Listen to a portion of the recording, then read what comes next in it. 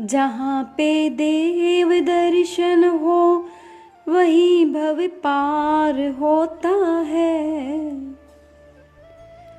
जहाँ पे देव दर्शन हो वहीं भव पार होता है। जहाँ मुनियों की वाणी हो वहीं उद्धार होता है। मुझे लगता नहीं देव दर्शन से ऊंचा यहाँ कोई। मुझे लगता नहीं देव दर्शन से ऊंचा यहाँ कोई। वहाँ सब पाप कट जाते जहाँ देव दर्शन होता है। वहाँ सब पाप कट जाते जहाँ प्रभु दर्शन होता है। जहाँ प्रभु दर्शन होता है। वीतराग परमात्मा के चरणों में वंदना। परम पूज्य प्रातः स्मरणीय चारों दादा गुरुदेव श्री के चरणों में वंदना। परम पूज्य आचार्य भगवंत श्री जिनमणि प्रभ सुरेश्वर जी महाराज साहेब के चरणों में वंदना। परम पूज्य वात्सल्य वारिधि गणिनी पद विभूषिता गुरुवरिया श्री सुलोचना श्री जी महाराज साहेब। तपोरत्ना परम पूज्य श्री सुलक्षणा श्री जी महाराज साहेब के चरणों में वंदना। आप सब कैसे हैं? सबको बहुत बहुत धर्म लाभ।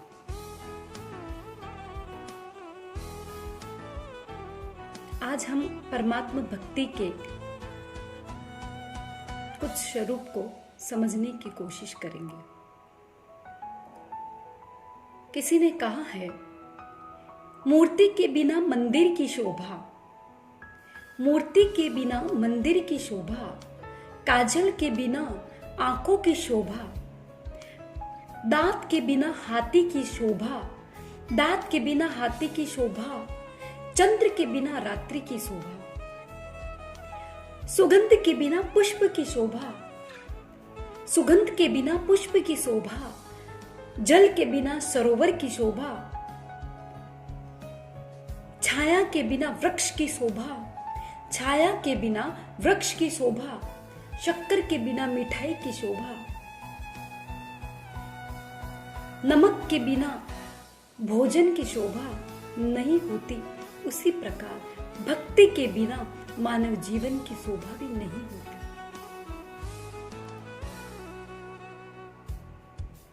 परमात्मा भक्ति कर्म क्षय का एक सहज उपाय है।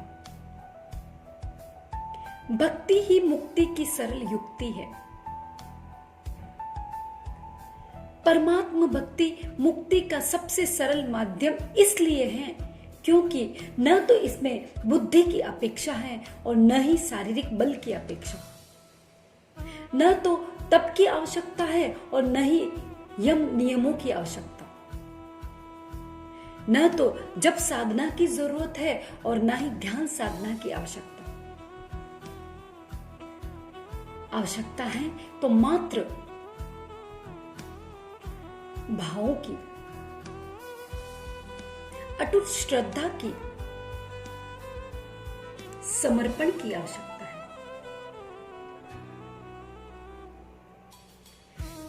भक्ति में वह शक्ति है, भगवान को भी भक्त की भक्ति के सामने झुकना पड़ता है। जीवन में भक्ति आ जाए तो प्रभु खुद स्वयं चल करके हमारे समक्ष आ जाते हैं। उनको बुलाने की जरूरत नहीं पड़ती, इनविटेशन की भी जरूरत नहीं पड़ती, आमंत्रण की कोई आवश्यकता नहीं।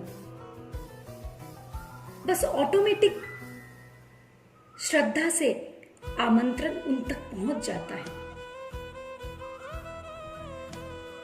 जैसे सूरज आकाश में उदित होता है लेकिन धरती पर सूरजमुखी पुष्प ऑटोमेटिक अपना डायरेक्शन बदल देता है। चंद्र आकाश में उदित होता है, लेकिन तालाब में कुमुदिनी खिल उठती है। डायरेक्ट कनेक्शन चंद्र के साथ। उसी प्रकार भक्ति भक्त एवं भगवान के बीच का डायरेक्ट कनेक्शन है। वो प्रसिद्ध पंक्तियां आप सबको पता ही है ना। कौन कहता है भगवान आते नहीं, कौन कहता है भगवान आते नहीं, श्रद्धा भक्ति से तुम तो बुलाते नहीं, श्रद्धा भक्ति से तुम तो बुलाते नहीं। त्रिजगदीश्वरम मम हृदयेश्वरम। कौन कहता है कि परमात्मा हमारे आमंत्रण को स्वीकार नहीं करते? कहते हैं त्रिजगदीश्वरम मम हृदयेश्वरम, स्वीकारो प्रभो मेरा आमंत्रण, स्वीकारो प्रभो मेरा आमंत्रण। मरुदेवी नंदनम प्रभु परमेश्वरम, स्वीकारो प्रभो मेरा आमंत्रण।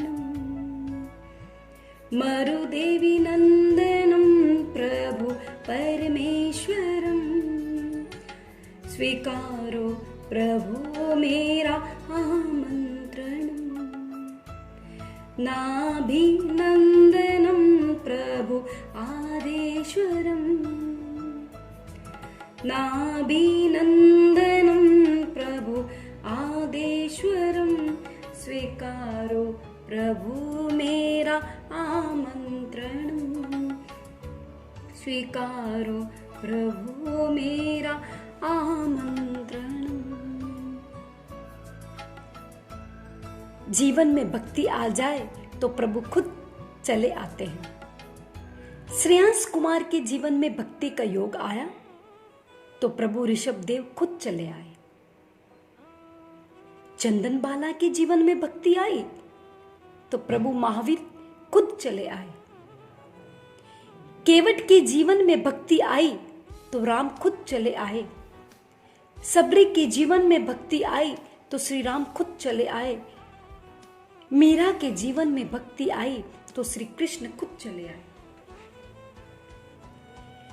इन लोगों ने प्रभु को कॉल करके, टेलीफोन करके थोड़ी ना बुलाया था। पता है आपको, प्रभु का एक नाम है अंतर्यामी। बिन बोले ही सब कुछ समझ जाते हैं। भक्ति में भाषा की नहीं, भावों की आवश्यकता होती है, अर्घ की नहीं, आंसुओं की आवश्यकता होती है। भक्त की भक्ति पाषाण जैसे हृदय में से भगवान को प्रकट कर देती है। और भगवान की करुणा तो देखो, भगवान की करुणा पाषाण जैसे हृदय में भक्ति की भागीरथी को प्रवाहित कर देती है। भक्ति में स्वभाव की सरलता एवं मन की निष्कपटता का होना अनिवार्य है। भारत भूमि तो अनगिनत भक्तों की जननी है। यहाँ सूरदास, रैदास, कबीर, मीरा, बाबा फरीद और तुलसी जैसे बहुत कवि भक्त हुए। इनके एक एक पद भक्ति रस से सरोबार है। अपने आराध्य के प्रति क्या उनका प्रेम है, क्या उनकी भक्ति है, क्या उनकी अटूट श्रद्धा है, क्या उनका समर्पण है और क्या उनका विश्वास है। क्या विश्वास है कि बोतल की प्रत्येक प्रकृति में, पृथ्वी के कण कण में उन्हें सिर्फ और सिर्फ प्रभु के दर्शन का आभास होता था। हर जगह प्रभु ही प्रभु। मीरा जो रानी थी वह सब कुछ छोड़ करके प्रभु की दीवानी बन गई। और एक बात और, सामान्य व्यक्ति भक्ति के विज्ञान को क्या समझेगा? क्या समझेगा मीरा की दीवानगी को? क्या समझेगा मीरा का प्रभु के प्रति पागलपन को? राजमहलों को छोड़ जंगलों में, जिगर में जगतपति को स्थापित कर जोगिनी की भांति भटकने लगी। लोग तरह तरह के ताने मारने लगे। लोग कहते रहे, अरे पागल है ये तो, दिमाग खिसक गया है इसका। पर लोगों को क्या पता कि इन्हीं बिगड़े दिमाग में भरे भक्ति के लच्छे, इन्हें पागल ही रहने दो, अरे इन्हें पागल ही रहने दो, ये पागल ही अच्छे। क्या गजब का समर्पण, विष का प्याला पीना पड़ा। तब भी प्रभु भक्ति नहीं छोड़ी और प्रेम की पराकाष्ठा हुई, कृष्ण में ही समाकार हुई। एक दृष्टि आप जिन शासन की धरा पर भी डालो। अनेक महान आचार्य हुए जिन्होंने अपनी भक्ति विभिन्न स्तुतियों, स्तोत्रों, स्तवनों के माध्यम से प्रकट की। क्या महान तुंग आचार्य की परमात्मा भक्ति, भक्तामर स्तोत्र जिसका एक अलग ही स्थान है। ये एक ऐसा स्तोत्र है जो समस्त जैन अनुयायियों के कंठ का आभूषण बना है। सभी गच्छ संप्रदाय पंथ के हृदय में इस स्तोत्र के प्रति समान आदर भाव, समान श्रद्धा भाव है। आदिनाथ भगवान की भक्ति में लयलीन आचार्य मानतुंग सूरी प्रभु से कहते हैं कि हे प्रभु, जिसने आपका आश्रय पा लिया वो संसार से तर गया। आपके प्रबल पुण्य प्रताप से ही एक नॉर्मल व्यक्ति स्पेशल बन गया। साधारण व्यक्ति असाधारण बन जाता है। जल की बूंद अगर कमल के पत्ते का आश्रय पा लेती है तो उसमें मोती जैसी आभा प्रकट हो जाती है, लेकिन वही पानी की बूंद अगर गर्म तवे पर पड़ जाए तो भस्म हो जाती है। आश्रय आश्रय का भेद है, आश्रय आश्रय का अंतर है, फर्क आश्रय आश्रय का है। प्रभु कमल के पत्ते का आश्रय पाकर सामान्य सा मोती, सामान्य सा पानी मोती का रूप पा ले, ये कोई साधारण बात नहीं है। और ये सारी महिमा कमल के पत्ते की है। हर सामान्य प्राणी आपका आश्रय पाकर विशिष्ट एवं प्रभावशाली बन जाता है। ये आपके आश्रय का ही तो परिणाम है। ये तय है प्रभु, आपका आश्रय जिसने भी लिया, आपका निसर्ग जिसने भी किया, आपकी शरण और सन्निधि में जो भी आया वो तर गया। प्रभु आपकी स्तुति करना तो बहुत दूर की बात है, लेकिन मात्र आपका नाम स्मरण ही संसारी प्राणियों के पाप को नष्ट कर देता है, संसारी प्राणियों के कष्ट को नष्ट कर देता है, उनके पापों को भस्मीभूत कर देता है। कितना पावर है, कितना पावर है मात्र आपके नाम स्मरण में। आचार्य मानतुंग सूरी ऋषभ देव की स्तुति वंदना की गहराई में डूबे जा रहे हैं। राजा क्रोधित होकर आचार्य श्री को कारागृह में 48 बेड़ियों के साथ बंद कर दिया। और उस वक्त आपको लगा कि जैन धर्म की निंदा और जैन धर्म निंदनीय हो, ये मैं सहन नहीं कर सकता। प्रभु भक्ति की गहराई में डूबते गए। जितनी गहराई में वो डूबे रहे थे, उतनी ही भीतर की भाव तरंगे प्रबलता से ऊपर उठ रही थी। जितनी गहराई में डूबे उतने ही भाव प्रबल बने। प्रभु, मैंने तो आज जाना कि आपके मुख दर्शन मात्र से, आपकी छवि मात्र देखने से जगत के जीवों का उद्धार हो जाता है। आपका रूपावलोकन भी सबके लिए कल्याण का कारण बन गया। धन्य हो प्रभु, आप ऐसी परम विभूति हो जिनके दर्शन मात्र से सारे पाप नष्ट हो जाते हैं। दर्शकों का भवोद्धार हो जाता है, क्योंकि आपका रूप ही ऐसा है। आपका रूप, आपका सौंदर्य, आपका ऐश्वर्य ही ऐसा है, आपका सामर्थ्य ही ऐसा है। जैसे जैसे श्लोकों की रचना होती रही, वैसे वैसे बेड़ियां टूटती रही। क्या अद्भुत भक्ति, क्या गजब परमात्मा के प्रति श्रद्धा, क्या अद्भुत समर्पण। अरे देवचंद्र जी महाराज साहब को देखो, आनंदगंज जी महाराज साहब को देखो, यशो विजय जी महाराज साहब, उदय रत्न जी महाराज साहब आदि की अद्भुत परमात्मा भक्ति। और हाँ, उनमें एक और शोभन मुनि, जिन्होंने अत्यंत चमत्कारी 24 तीर्थंकर परमात्मा की बड़ी श्रद्धा भाव से स्तुतियों की रचना की संस्कृत में। अद्भुत प्रसंग उनके जीवन का। एक बार गोचरी के लिए भ्रमण कर रहे थे, मन अचानक आदिनाथ परमात्मा की स्तवना में लीन हो गया। पांव में गति, बाहर गति, भीतर परमात्मा में प्रगति, भीतर भक्ति में प्रगति। श्रद्धा सिक्त हृदय से रचना हो रही है। भव्याम्भोज विबोधनै कतरणे विस्तारि कर्मावली रंभा सामजनाभिनंदन महा नष्टापदा भासुरे भक्त्या वंदित पाद पद्म विदुषां संपादय प्रोजिता रंभा सामजनाभिनंदन महा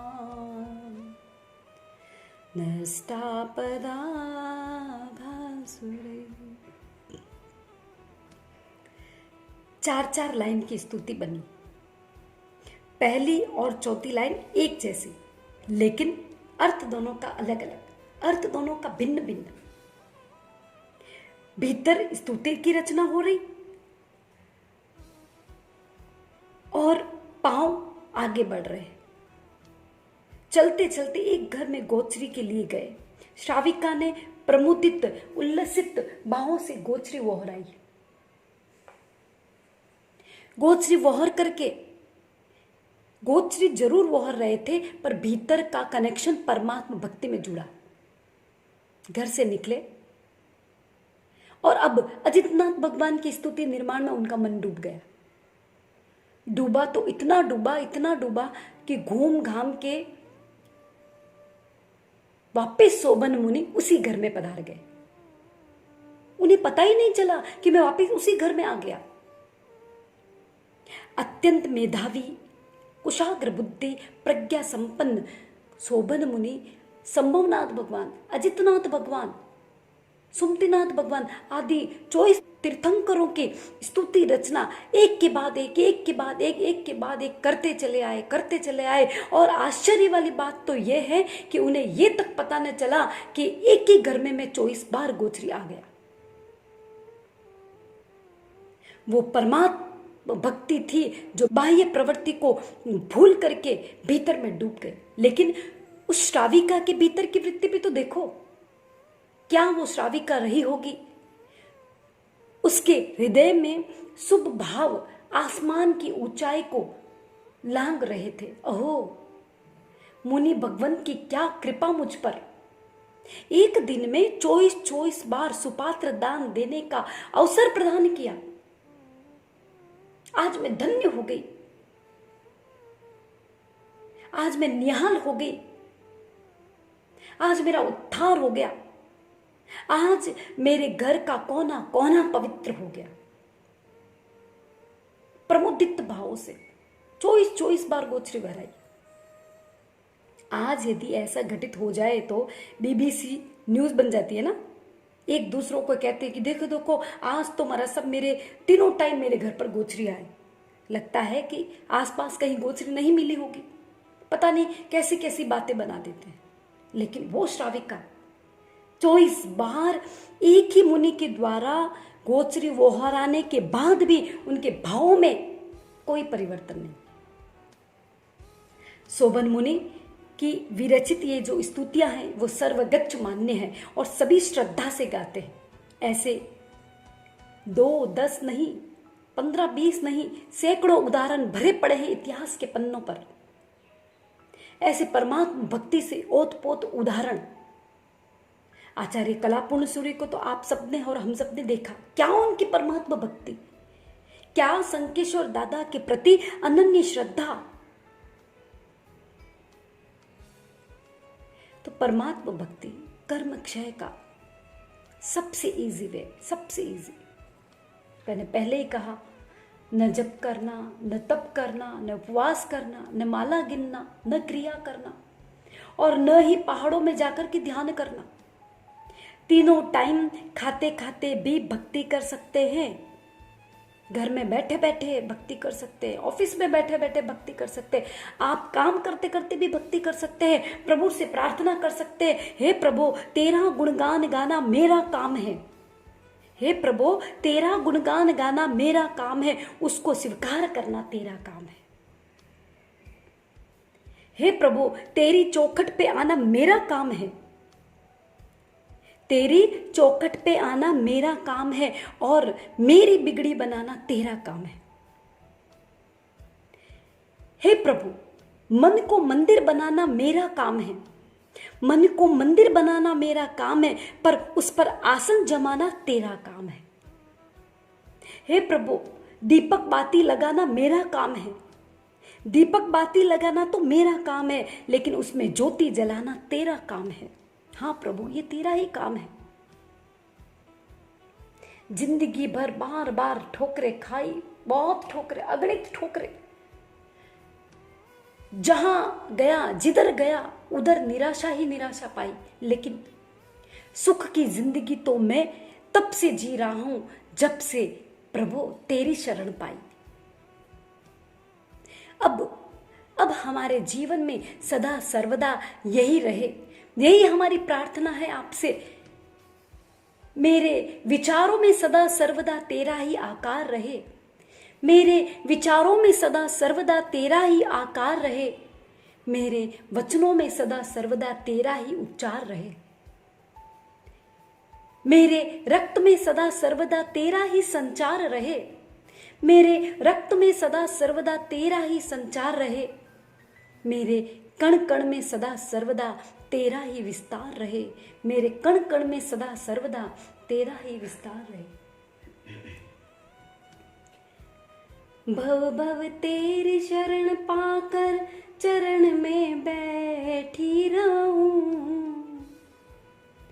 भव भव तेरी शरण पाकर चरण में बैठी रहूं, भव भव तेरी आज्ञा पाकर कर्म के काटे दहूं, भव भव तेरी आज्ञा पाकर कर्म के काटे दहूं, भव भव तेरा साथ मिले यही मैं प्रार्थना करूं,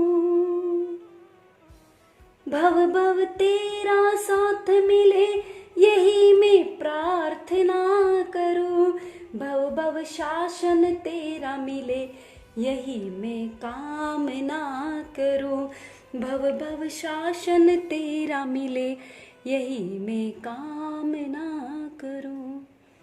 अंत में मैं प्रभु से मेरे लिए कुछ अभ्यर्थना करती हूं।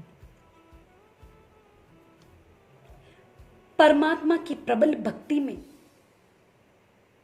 गुरुदेव के गुरुत्व आकर्षण में, सिद्धांत के सम्यक ज्ञान में, चारित्र के चारित्राचार में, वैराग्य की वारिधि में, मनन की मनोवृत्ति में, चिंतन की चित्त स्थिरता में, वचन की वाक विवेकता में, कार्य की कुशलता में, स्वभाव की सरलता में, विषयों के वैराग्य में, सुख दुख के संभाव में, प्रेम की फुलवारी में, सुलोचन के शुभ लोचन में, सुलक्षण के सेवा शुश्रूषा में मेरी सांसों का अर्पण हो, मेरा तन मन समर्पण हो, अहंकार का विसर्जन हो, शुभ भावों का सर्जन हो और अरहम का अर्जन हो। इन्हीं मंगल प्रार्थना के साथ जिन आज्ञा विरुद्ध कुछ भी बोला हो तो मिच्छामि दुक्कडम। मंगल पाठ। चत्तारि मंगलम अरिहंता मंगलम सिद्धा मंगलम साहू मंगलम केवले पनतो धम्मो मंगलम।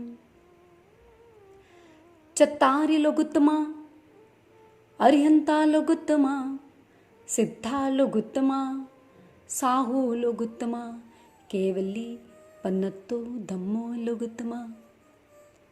चत्तारि शरणं पवज्जामि अरिहन्ते शरणं पवज्जामि सिद्धे शरणं पवज्जामि साहू शरणं पवज्जामि केवले पन्नतं धम्मं शरणं पवज्जामि। दाशानुदाशयो सर्वदेवा यदि अपादाब्जतले लुठन्ति मरुस्थले कल्पतरु से जीयात्। युग प्रधानो जिन दत्त सूरी युग प्रधानो मणिधारी श्रीजिन चंद्र सूरी युग प्रधानो श्रीजिन कुशल सूरी युग प्रधानो श्रीजिन चंद्र सूरी युग प्रभावक श्रीजिन कांति सूरी। उपसर्गाक्षयं यान्ति छिद्यन्ते विघ्नवल्लय मन प्रसन्नतामेति पूज्यमाने जिनेश्वरे।